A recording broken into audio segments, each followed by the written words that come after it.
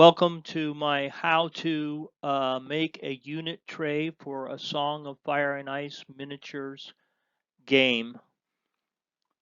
Several people have asked me how I do it, so I wanted to make a quick video that helps you understand what I do, and hopefully it will inspire you to do something on your trays. I try to make each of my movement trays be a miniature diorama by putting terrain pieces on and filling up the tray, but it also has everything on it has purpose. And so as you can see, the front of this tray is actually this rock here is an arrow for the uh, arrow pointing.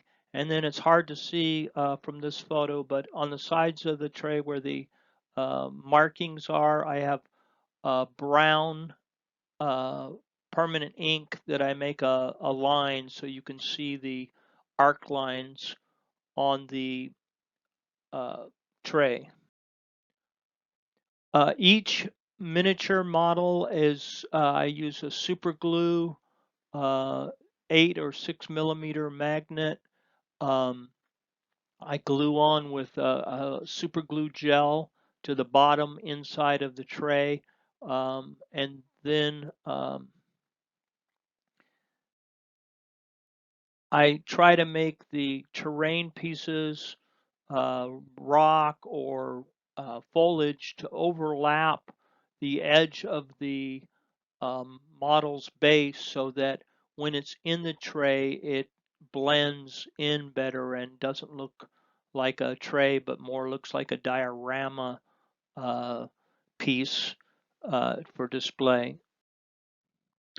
On the underside of the tray, I use 5 magnets, 3/4 inch diameter. They come from Walmart. They get 52 in a pack for, I think, like $5. And each of the center of the tray, I put a magnet on glue with either E6000 or I use super glue depending upon what I have available.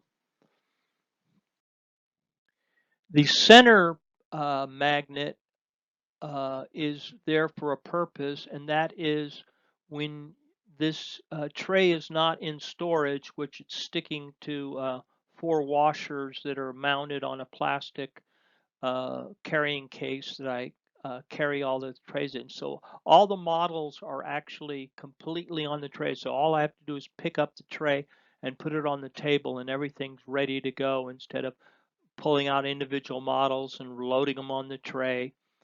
Um, but this center magnet, if you put a 1 inch washer on it, what happens is it creates a perfect pivot point on the center of the tray, and you can easily pivot the tray during movement. So before the game begins, I pick up every tray and I just drop a magnet on the center.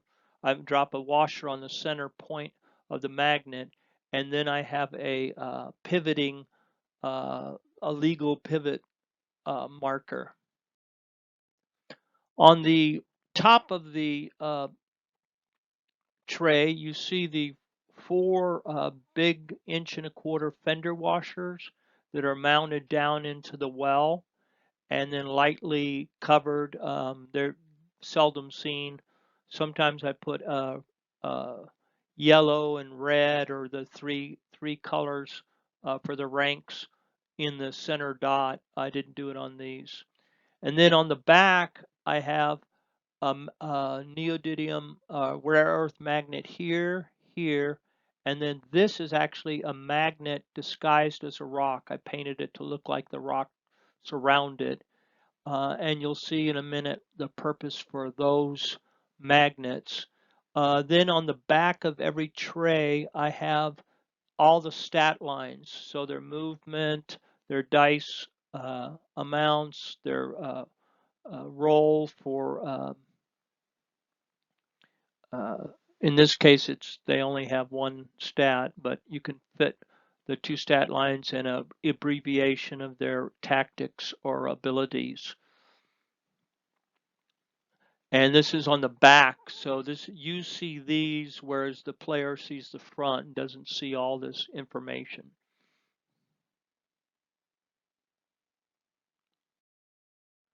Here's what the magnets are for.